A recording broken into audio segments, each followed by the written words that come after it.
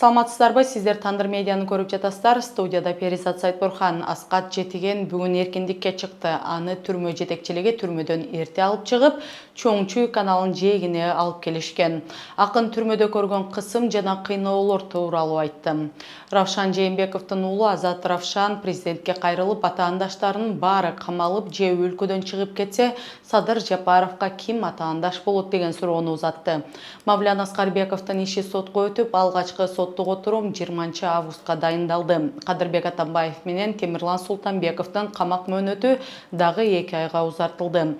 Саясий тамашалары менен белгилүү блогер Бакмурат Токтогулов 42 жашында көз жумду. Кыргызстан Кытайдан күйүүчү май ташып келүү боюнча жаңы келишим түздү. Бишкектеги соода борборлору көчмөндөр оюндарына байланыштуу убактылуу жабылат. Ошол жана башка жаңылыктар менен алдыңкы мүнөттөрдө кененирээк тааныштырабыз. Комментарийде пикириңиз менен бөлүшүп, лайк басууну унутпаңыз. Акын Аскат Жетиген бүгүн эркиндикке чыкты. Ага берилген 3 жылдык жаза мөөнөтү аягына келген. Бирок акынды тосуп алганы барган жакындары жана адвокаты Жетигенди түрмөдөгү таңкы текшерүү болгонго чейин эле саат 7:30 чамасында жаза өтөө мекемесинин кызматкерлери автоунаа менен алып чыгып кетип, аягында Чоңчуй каналынын жанына таштап кеткендигин айтышты.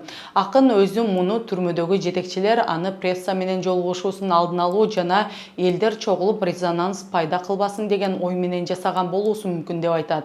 Ошол жакта бир кандайдыр бир резонанс болуп кеткендигинен коркуштуу же ошол жакта жарандарда да кандайдыр бир ой пайда болушу мүмкүн дештиби? Мени эртең мененки текшерүү баштала электе эле чыгарып жиберишти. Бул жолу саат канча болду? Саат 7-ден өткөн маалда болчу. Укук коргоочу Гүлшайыр Абдирасулова Фейсбуктагы баракчасына акынды тосуп алуу үчүн барган жакындары, адвокаты жана аны жаза өтөөчү мекемеден таппай калышкандыгын жазган. Жана түрмө жетекчилиги мындай мамилесине таң калып, эми түрмөдөн чыгып жаткан бардык адамдар ушундай мамилени талап кылса болобу деген суроо салган. Аскаттын адвокаты жана жакындары саат 8:30 аны тосуп алуу үчүн жаза өтөө мекемесинин алдына барышкан. Аскат ал жерде жок болчу. Бирок аларга акынды мекеменин башчысы 19 августта эртең менен эрте өзүнүн автоунаасына салып кеткенин билдиришкен. Азыр Аскат түрмө башчысынын машинасында жолдун боюнда жүрөт. Муну кызыктай деп айтуу аздык кылат. Бул ачыктан ачык бийликти кыянаттык менен пайдалануу. Менимче эми бардык туткундар түрмө башчысынан үйүнө жеке коштоп чыгуусун талап кыла алат. Аскатты Чүй каналынын жээгине калтырып кеткен. Адвокат аны ошол жерден тапкан. Эске салсак, акын Аскат Жетиген кылмыш жаза кодексинин бийликти баспалууга чакырык жасоо беренеси боюнча айыптуу деп табылып, 3 жылга соттолгон. Акын айыптоолорду четке кагып, ага бийлик тараптан ырайым суроосунун ошо 2 жолу түшкөндүгүн айтып, бирок өзүн күнөөлүү деп эсептебей тургандыгын айтып, андай мүмкүнчүлүктөн баш тарткан. Жана азыр дагы мен бул кылмышты кылган эмесмин деп эсептейм. Биринчиден, экинчиден мен кечиримди элден сурагам. Мен ушул нерсени баса белгилеп айтып койгум келет. Элден сурагам кечиримди. Анткени албетте мен маданияттын адамы болгондон кийин ошо элге мен маданияттын үлгүсү болуп көрүнүшүм керек. Бирок ал учурдагы эмоционалдык абалым, моралдык абалым жана негизги эле турмуштагы кандайдыр бир оош кыйыштардын маалында болуп калды эле. Ошол себептен жанагындай ачуу сөздөр айтылып кеткен болчу. Мындай нерсе негизинен маданият кызматкерлеринин тарабынан кылынып турушу бул туура эмес көрүнүш. Мен да бул нерсени ушундай деп эсептейм. Мен кечирим сураган жокмун, ырайым дагы сураган жокмун. Анан Жапаров тараптан 2 жолу ырайым сурап бер деп келишти. Ошол мен жаткан түзөтүү мекемесине 2 жолу келишти. 2 жолу тең мен баш тарттым. Себеби өзүңүздөр билгендей эле мен ак адаммын. Актыгым үчүн мен эч качан кечирим сурабайм. Журналисттер менен болгон маегинде түрмөдөгү кармалып турган жарандарга карата ырайымсыз мамиле болгондугун айткан. Эскерте кетсек, акын тергөө учурунда УКМКнын кызматкерлеринен кыйноо көргөндүгүн, бул иш боюнча кылмыш иши ушул кезге чейин козголбой келет. Ошондой эле ал түрмөдө отурганда 22 кишиге комуз үйрөткөндүгүн, өзү да көп нерсени үйрөнүп, бул түрмө ага дагы бир жолу сабак болуп, анын мүнөзүн да чыгармачылыгын да такшалткандыгын айткан. Ал эми жакында ал басма сөз жыйынын өткөрүүнү күздө Токтогул атындагы Улуттук филармонияда жеке концертин берүүнү пландап жаткандыгын жарыялады. Ошол күз тушунда бир чоң концерт бергенге аракет кылабыз, ошондой ой бар. кадимки Токтогул Сатылганов атындагы улуттук филармониясында ошол Токтогул Сатылгановдун бир арбагы тирилип келгендей бир 2 саат концерт берип койсом деген оюм бар. Эскерте кетсек, акын 2024-жылы кармалып, кармалгандан кийин бир топ кыйноолорго учурагандыгын айтып, коомчулукка ачык кат жолдогон. Атайын кызмат бул боюнча түшүндүрмө берген эмес. Абак темасын улайлы абактагы саясатчы Равшан Жээнбековдун уулу Азат Равшан президент Садыр Жапаровдун соңку маегинде алдыдагы президенттик шайлоолордо бардык талапкерлерге бирдей шарт түзүлөрүн айтканы боюнча ага суроо узатты. Ал президенттикке талапкер болчу кишилердин, анын ичинде өзүнүн досун да бул ат салышуудан четтеткен президентке ал өзү айткан желекти кимдин колуна бере аласыз деген. Салам достор, президент интервьюсунда Али Токтокуновго флаг всем в руки деди. Бүт кандидаттарга мен шарт түзүп берем деди. Бирок мындай карасаң, эч бир адамга флаг берерге адам жок экен. Анткени бүт кандидаттардын бардыгы же камалган, же соттолгон, же түрмөдө отурат, же качып, коркуп, үркүп, мүлкүн алдырып жүрөт. Ошондо кимге биз флагты беребиз, урматтуу президент? Эки кандидат азыр түрмөдө отурат. Анын бирөөсү менин атам. Кемпироватты сатпа, пансионаттарды сатпа, кыргыз жерин сатпа деген үчүн менин атам бүгүн түрмөдө отурат. Арстан Алай, ал дагы мурдагы кандидат, ал дагы түрмөгө отуруп каза болду. Башка кандидат Мадумаров, аны иш козгоп соттоп койгонсуңар. Бүгүн сиздин досуңуз да, сиз ишенген досуңуз да даяр эмес экен деп, анын колуна да флаг түшкөн жок.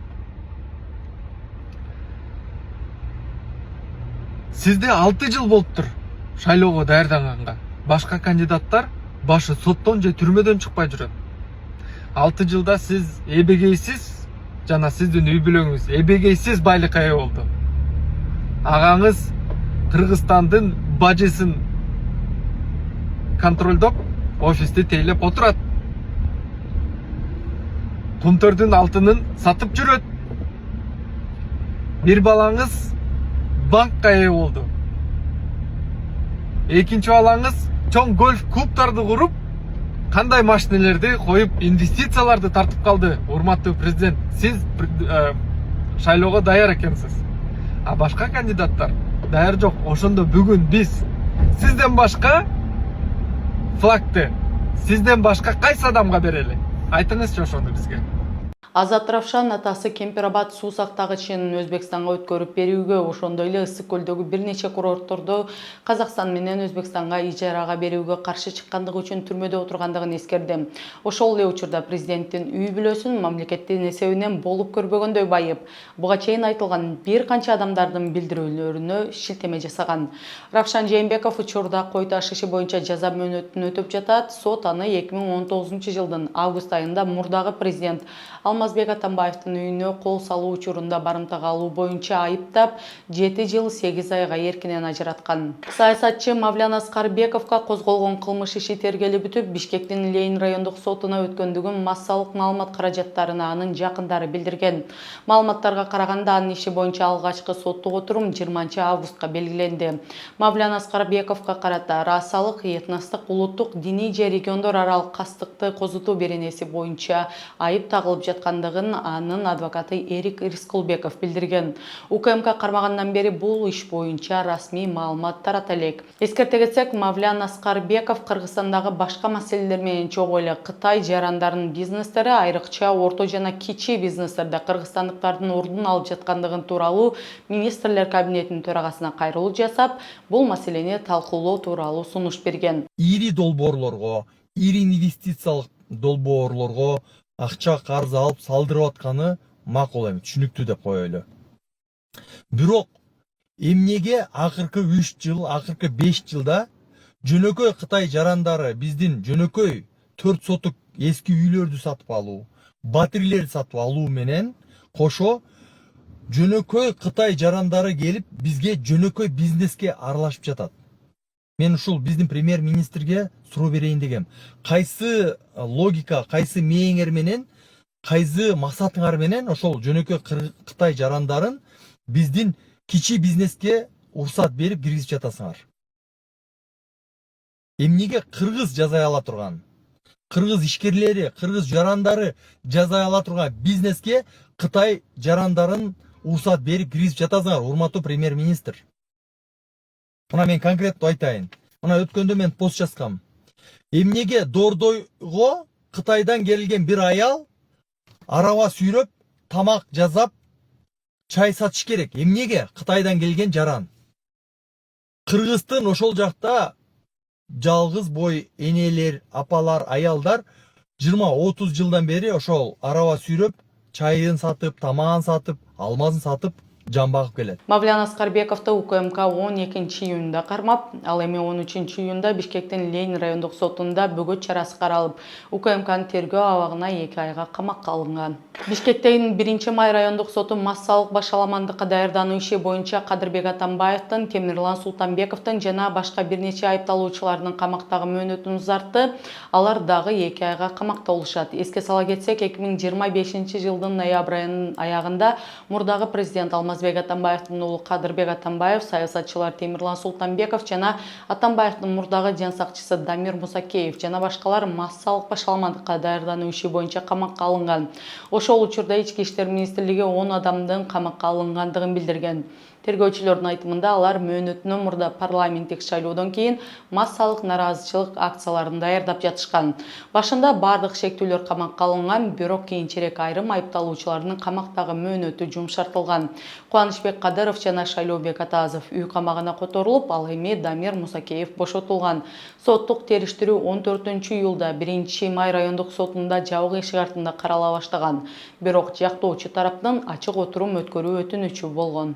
Фейсбукта саясий темада тамашаларын жазып келген блогер Бакмурат Токтогулов оорусуна байланыштуу 42 жашында дүйнөдөн кайткандыгын анын санаалаштары соц тармактарга жазышты. Ал 19 августта эртең менен оорукананын жандандыруу бөлүмүндө каза болгондугун билдиришкен. Алардын сөзүнө караганда маркум ооруканага кан басымы жогорулап 18 августта түшкөн.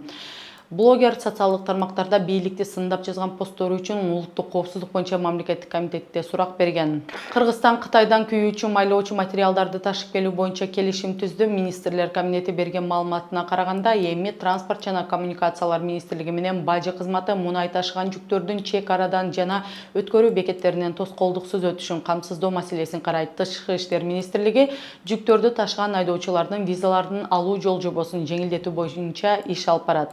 Ал эми ташуу иштерин Кунлун компаниясы жүргүзөт. Эскерте кетсек, орус мунай кампалары Украин дрондорунун чабуулунан жана Ормуз кысыгындагы окуялардан улам Кыргызстан, Кытай, Беларусь, Казакстан, Өзбекстан, Азербайжан, Түркменистан, Туркия жана Европа өлкөлөрү менен бензин жана солярка сатып алуу боюнча сүйлөшүүлөрдү жүргүзүп келет.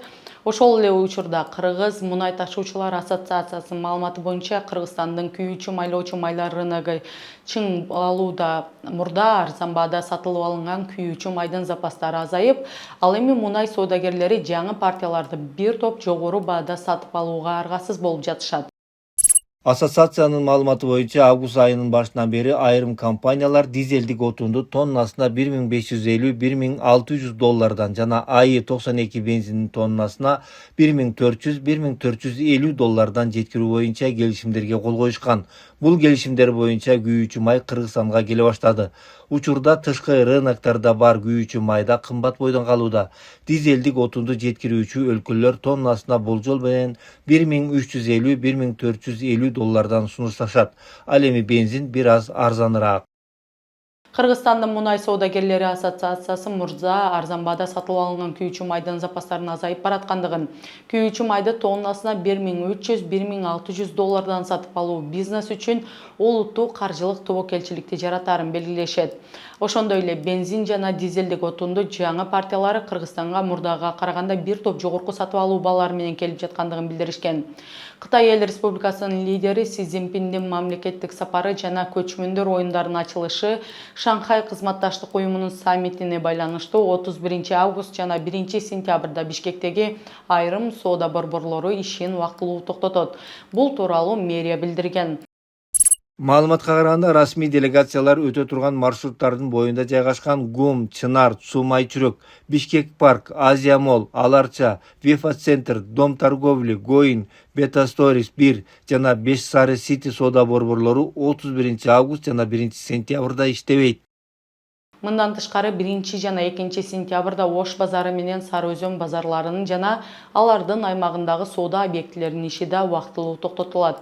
Ошондой эле 29 август саат 15:00 тарта айрым жер алдындагы жөө жүргүнчүлөр өтүүчү өтмөктөр жабылат.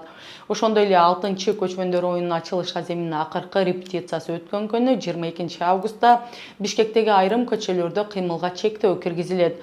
Мэриянын басма сөз кызматы кабарлагандай, репетиция Бишкек аренада өтүп, ага байланыштуу 22 август күнү саат 10:00дөн 19:00 чейин айрым көчөлөр жабык болот. Мэрия шаардыктарды убактылуу ыңгайсыздыктарды түшүнүү менен кабыл алууга чакырды. Кыргызстандын шайлоо жана референдум өткөрүү боюнча борбордук комиссиясы президенттик шайлоолордогу чүчү кулакты өткөрүүнүн тартиби боюнча эрежелерди бекетти. Анда катталган президенттикке талапкерлердин бюллетендеги кезеги аныкталат. Чүчү кулактын негизги жол жобосу өзгөрүүсүз калат. Талапкерлердин аттарын кезеги дагы эле кокустук түрдө аныкталат. Бирок БШК жаңы вариантты сунуштады. Эгерде бардык катталган талапкерлер же алардын ыйгарым укуктуу өкүлдөрү макул болсо, чүчү кулак бир этапта өткөрүлүшү мүмкүн. Талапкерлердин кезеги президенттикке талапкерлерди каттоо аяктагандан кийин чүчү кулак аркылуу аныкталат. БШК ошондой эле президенттик шайлоодо алыстан добуш берүүнү уюштуруу жана өткөрүү тартибин бекитти. Жаңы жобо алыстан добуш берүү кандайча уюштурулаарын жана жыйынтыктары кандайча чыгарылаарын жана жыйынтыктар кандайча жарыяланарын аныктайт. Бул бүгүнкү күнгө карата жаңылыктардын негизгилери болду. Аны даярдап эфирге алып чыккан мен Перизат Сайтбурхан. Кийинки берүүлөрдөн көрүшкөнчө аман болуңуздар.